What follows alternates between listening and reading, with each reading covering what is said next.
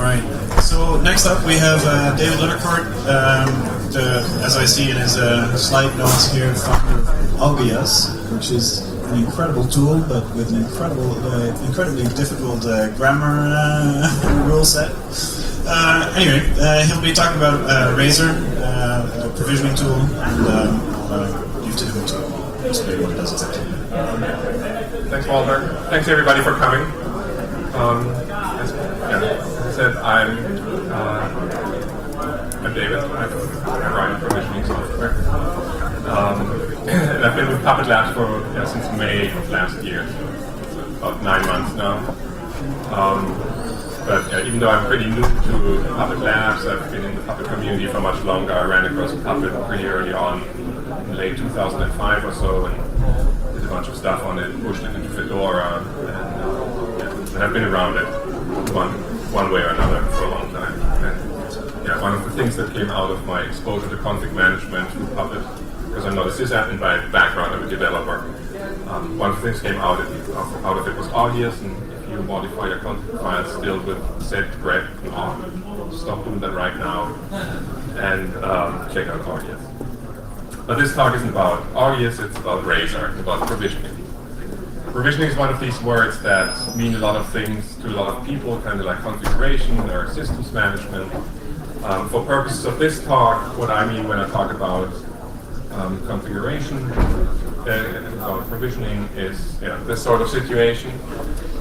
You have a lot of machines and you need to get them to do something useful. Hopefully your machines aren't sitting in the backyards. Hopefully somebody's racked them and cabled them up and they're ready to go. But traditionally Puppet has had kind of a first mile problem when it comes to getting going. Because Puppet really only starts after you have enough stuff on your machines that you can run an agent on there. And Razor is a tool to kind of close that first mile gap. And it's of course not the only tool to do that.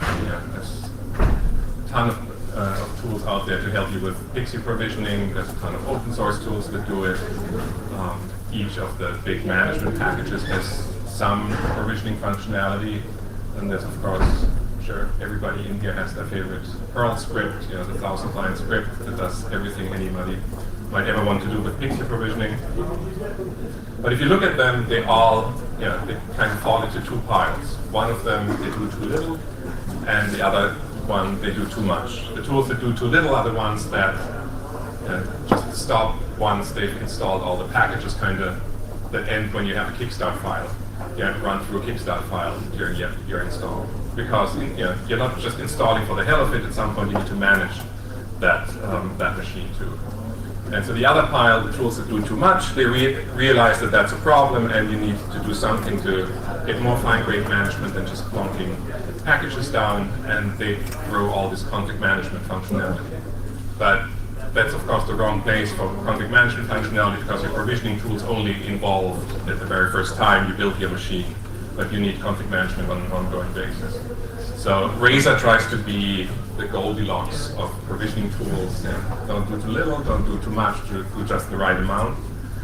And the way it does it is that it makes it very easy to, once a system has been built, to hand it off to a config management system for further maintenance. So the philosophy behind Razor is that you just install the bare minimum of whatever operating system you're installing, and then enroll it with Puppet or Chef or some other config management tool, and then do the actual personalization of the system with that. Since there's so many variations of provisioning tools out there, to get a better idea, I made up a little user survey. Unfortunately, I didn't have time to talk to any users, so I just made up the answers too. And so we've done a lot of software engineering research with that, how that happens. But to give a little prehistory about why Razor came about, or how it came about, and why it does what it does. It was started by two guys at EMC, they're now at VMware, Nick Weaver and Tom McSweeney. They launched it in the spring of 2012 at EMC World, and then in the fall of that year at PuppetCon, they announced that they would move maintenance of Razor over to Puppet Labs because it's a really good fit with Puppet. but also because they felt they didn't have the time and resources to really push it forward. And what's happened since then is that over the last 6 months or so, in the early summer, we took a look at where the code base was, the initial code base, and kind of lessons learned from people using it. One of the lessons was that it was really hard to get the initial code base installed and going, and of course to maintain it. And so we decided to rewrite the whole thing. And my talk is about the rewrite. At this point, the initial code base is legacy. If you have an installation for that, great, but nobody should be installing that code base. Use the rewritten code base. So one of the things that makes Razor unique is that it deviates from kind of the general approach of these pixel provisioning tools that try to make you look at your machines as pets. These things that you know intimately well, and you have a personal relation to them, and you really care about them. Right? When somebody comes, hey, build me a web server, database server, whatnot. You go down the data center and look at your 500 most beloved servers, and pick the one that is going to do what you need it to do, and go back to the office. Enter the MAC address into your provisioning pool, and then hopefully you've got a machine at some point. So Razor kind of taking inspiration from how people use clouds and trying to move that a little bit into the bare metal world, and pixel provisioning world wants to look at your machines more like cattle, as things that are largely interchangeable. They have different characteristics, but within each group they're pretty much the same. Just like with cattle, you have dairy cattle and cows that you raise for meat and maybe for breeding or for showing off at some show. But within that group, within each group, all the milk cows are pretty much interchangeable. And the way Razor does that is that when a system when Razor first encounters a system, it puts it into what in Razor lingo is called a microkernel. It's really just a small Linux image that boots on that machine, runs factor, and sends the facts back to the Razor server. And because of that, your Razor server is kind of has an inventory of the hardware that you have.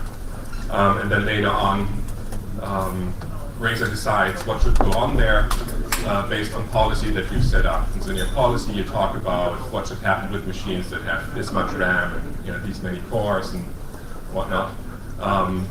And based on these policy and rules, Razor then decides, this should get RHEL, or this is a node that should get ESX installed. As I said, the rewrite, we changed a few things around. One of the things is we use Postgres now as the database, just because Postgres is awesome.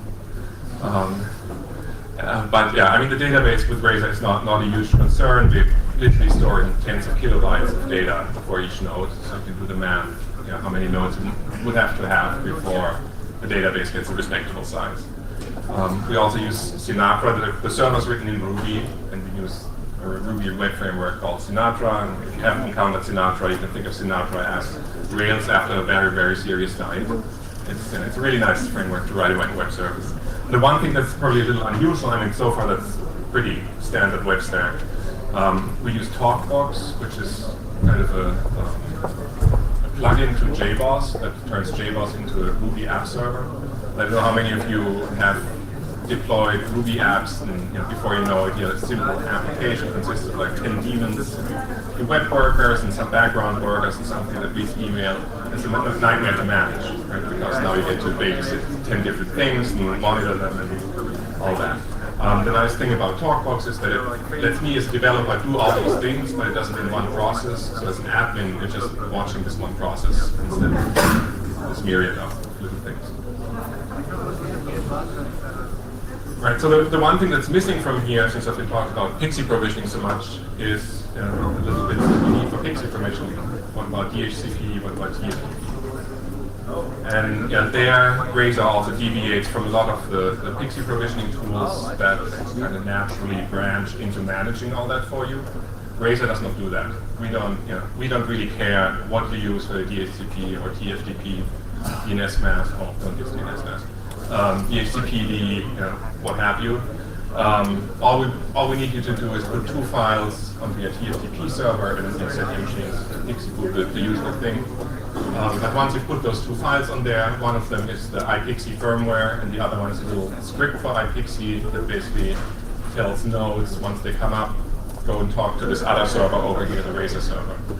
The genius of iPXE is that it gets you out of the TFTP malaise of where you can't really do anything, and lets you do all the booting via HTTP. And now we can write a web server that has interesting behavior, does useful things, just to boot machines.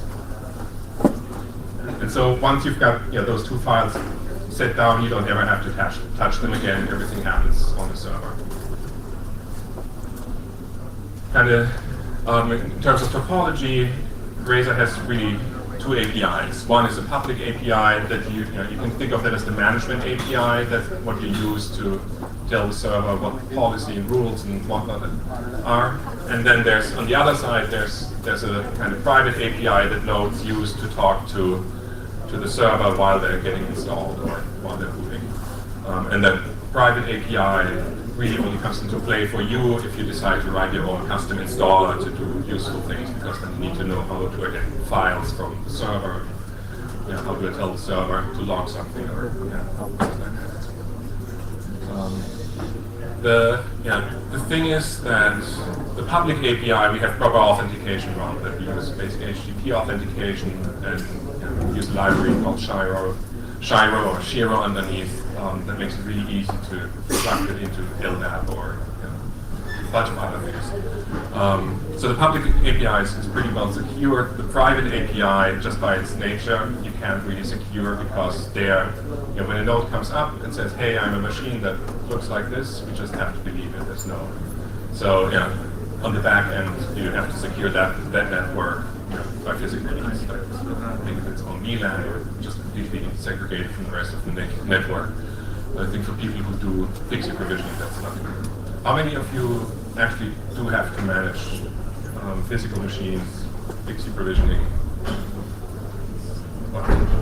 When I started doing this, I would have never thought that there's that many hands, because everybody's talking about cloud. But I mean, it's still a real problem to do provisioning. Huh? Yes, that too. Yeah. I'll talk about that at the very end a little bit. Okay, and so the public API is kind of fairly garden variety REST API. The one wrinkle is because it's really icky usually to modify things over REST, and it gets really awkward. To change things, we have commands. So you issue a command to create a policy or modify a policy instead of doing weird gymnastics with representations of REST objects. But the objects you need on your server are kind of the ones that are on here. Policy is the most important thing that ties everything else together. You need a repository or multiple repositories. That's the bits that you eventually want to install on a machine. You can either just point the Razor server at an existing repository, like the Yum repo that you have sitting somewhere, or apt-get repo, or you can hand it an ISO and import it on the Razor server itself. That's what people usually do for like Windows and ESX installation. They just import an ISO into the server. Broker is kind of Razor's lingo for the thing that does the handoff to the config management system at the end. So there's a Puppet broker, there's a Puppet enterprise broker. Somebody in the community wrote Chef broker. We don't ship that, but somebody in the community actually wrote a broker that just sends a signal on an AMQP message bus for the internal infrastructure. So you can, with this setup, you can do much more than just hand off to a config management system. And I mean, broker, at the end of the day, it's a fancy word for a shell script. It's really, really not much more. Tags are named rules, essentially. The way Razor works is that when a node comes in, Razor goes through all the tags it has and the rules that are associated with them and checks whether those rules match that node. Whether your rule might say that it must have more than 8 cores and 16 gigs of RAM, and then you tag it as a medium big machine. And all the same policy also carries tags, and once the tags for policy and the tags on the node match, the policy matches gets applied to that node. And tasks at the end, those are the actual things that do the installation, the kickstart scripts and all that. We actually for tasks we went through a bunch of naming gymnastics because we initially called them installers, but we want to do these things more than just installation. So eventually we set it on tasks after a few detours. And to write an installer or to write a task is actually once you have the installation automated. So once you have a kickstart script and maybe a post install shell script together, getting that onto your Razor server is a matter of writing 5 or 6 lines of metadata of these files.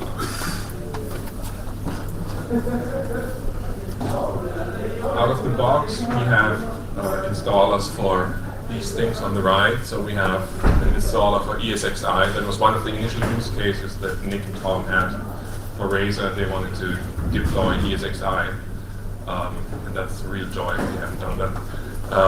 They wanted to deploy that automatically. We also have installers, of course, for the various Linux flavors, RHEL, CentOS, Debian, Ubuntu. And then the thing I'm really excited about, which I didn't think we would get not that quickly, is we also have a Windows 8 installer now, which is, I don't know how many of you install Windows on a regular basis.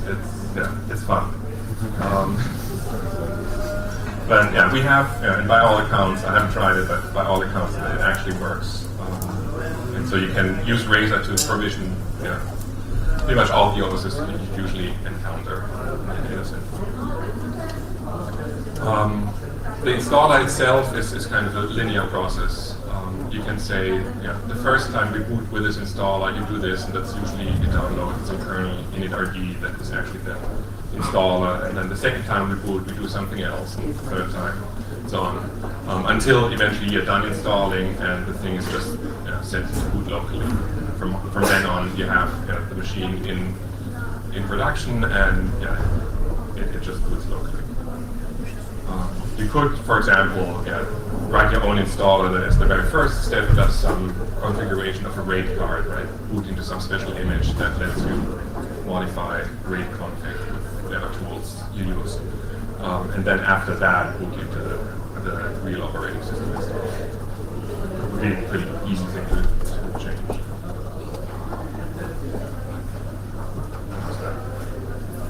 Okay. So everything is about nodes in Razor, right? Those are the machines that we really do all this for, and why we do that, because we need to put something on these machines. And from Razor's point of view, a node largely consists of those 4 things. We have a little bit of information about the hardware that iPXE sends us, MAC addresses, serial, I think. You don't get very much information out of iPXE just because these firmwares are pretty restricted in what they can tell you. We have facts, which is right now a standard run of factor, which includes block devices and how much memory and cores and stuff like that. Then a fairly recent and really interesting addition is metadata.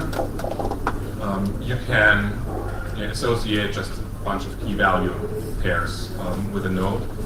And what makes this really interesting is you can do that both through the API, so you can make a call and set some metadata key. But you can also do that from the installer, like the installer can call back, or you can of course read those in the installer and make decisions based on certain metadata tags. So if you're totally crazy, you could push your whatever partitioning you want to have on your machine into metadata on your node, and then the installer can pull it out and lay down your custom partitioning scheme. And then the last thing is state, which tells you whether the machine is installed, and that's right now the only thing that will add more flags there about what the node is doing. And those 4 things are all accessible when you write rules. So the decisions about what gets provisioned you can base them off all these pieces of data, which gives you a good amount of flexibility. Another recent addition that's not on the slide is that we also added IPMI support. So now you can use Razor to both enforce power state, say this thing should be off and keep it off, and check that it's off every so often. You can reboot it, and you can turn machines on or on and off. Right now it's kind of simple. Basically, we support as much IPMI as IPMI tool does, but we want to add support for other remote power management. And so just a few examples of what Razor can do for you. Of course, you can build machines with it and add to Puppet or some other config management systems like Chef. Your initial use case of building nodes and setting them up with vCenter, you can that's actually Puppet modules that help you do that. But Razor is well integrated with that. One of the things I find really cool is you can use it to provision OpenStack. Because at the end of the day, you'll just you use Razor to lay down a basic operating system, get the Puppet agent going on that machine, and then you use the OpenStack Puppet modules to actually turn your machine into a Nova compute node or Swift storage or what have you. And then something that we're taking kind of baby steps towards, but I think that's what where Razor will go in the longer term is something that manages the life cycle of your machines. One of the really important differences between kind of Puppet's notion of what a node is and Razor's notion of what a node is that Puppet thinks of a node as something that lives as long as the operating system is on there. If you take a machine and reinstall it, Puppet will think, oh, that's a brand new node that I've never seen before. Whereas Razor really follows the machine, the hardware itself. It's not confused by reinstalling things. It does that. And so you can use Razor to build complex life cycles. Like one of the things that people seem to do quite a bit is when you decommission a box, do a secure wipe before you install something else in there. And that you can actually trigger just by setting metadata flags and writing rules in a somewhat clever way. Something where we need to do more to make it really smooth is updating BIOS. If you once you know that the BIOS on these machines need to be updated, it would be really cool if you could tell Razor do that, and then on the next scheduled reboot, you update the BIOS. So you don't need to have a specific reboot schedule just to do the BIOS update. You might have a reboot machines every 2 weeks policy. So when it reboots, Razor would then make sure that it first boots the BIOS updater image, and then once that's done, it goes back to booting locally and running whatever is on the machine. Okay. I've got a few pointers here. I have a couple minutes for questions. If you have questions. If you have questions after the talk, like tomorrow or so, we have a mailing list, IRC channel, so don't hesitate to get in touch there.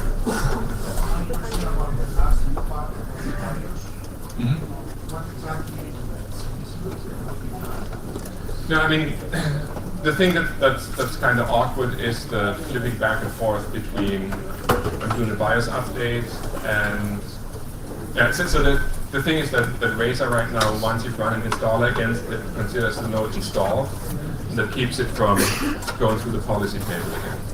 And so we need a way to mark some of these tasks as non-destructive. Right? Actually installers are destructive, right? And you would never want to apply them to a node that is already installed.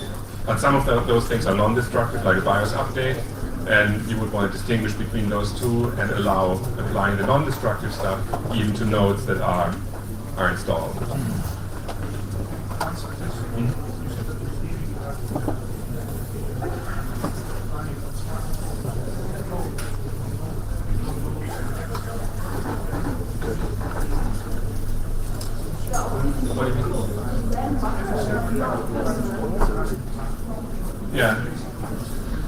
That TPM brings back flashbacks to a previous life. I don't know. I want to go there, and I don't know how much people would actually want to use TPMs for that, or how much they're actually using it for anything. Sure, Intel would love that idea, but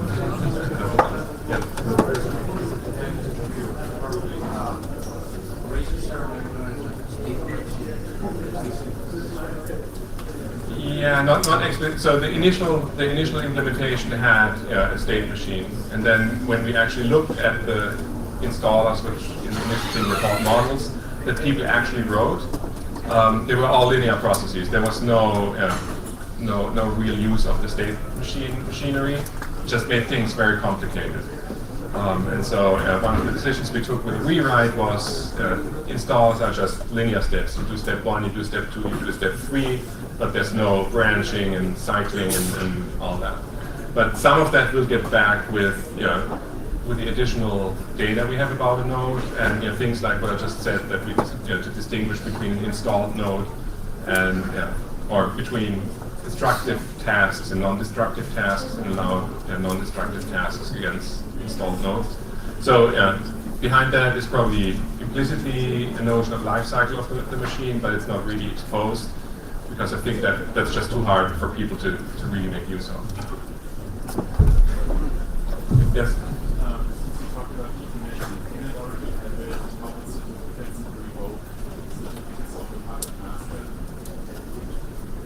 We don't have, so can it revoke certificates and pull stuff out of the Puppet Master?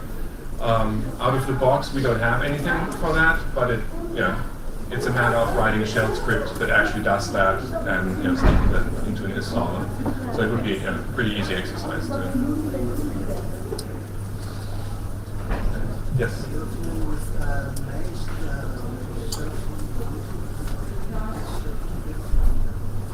I've heard about Ubuntu's Metal as a Service. I haven't really looked at how they do things. My understanding is that they push much more into a cloud-like mode of operation. I think Razer tries to be very careful to strike a balance between being fairly hardware-centric and fairly close to the way people are used to doing physical management, and the kind of cloud-like features. Because I think there's a gamut of these uses. I don't think you'll make everybody happy by giving them a Metal as a Service cloud tool. So because of that, I would expect that there's quite a few philosophical differences between Ubuntu's Maze and Razer. Yes, Steve.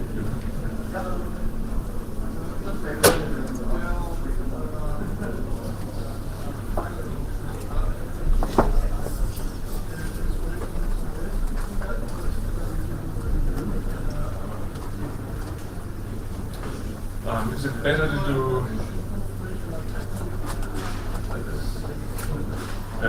Is it better to do that?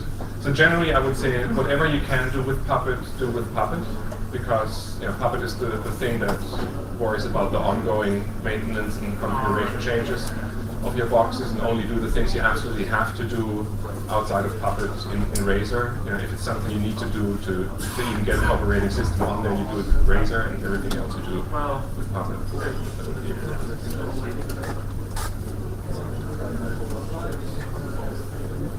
Yeah. And I mean, some platforms allow you to do that. On the running system, and others you actually put it into a little tiny image. But I mean, if you can do it, Puppet.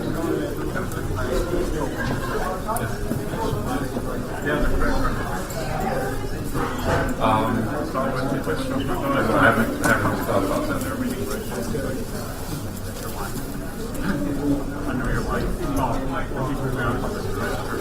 Yeah, so for starters, I hate the word microkernel because it's a misnomer.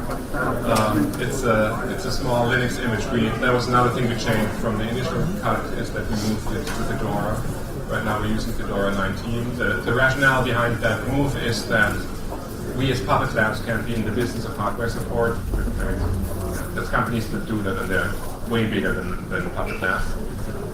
So the idea here is that eventually we'll move to like an enterprise Linux microkernel, so that if you have a support agreement with one of the enterprise Linux vendors, you go and talk to them if your microkernel starts because it doesn't like the network hardware. But right now it's Fedora 19.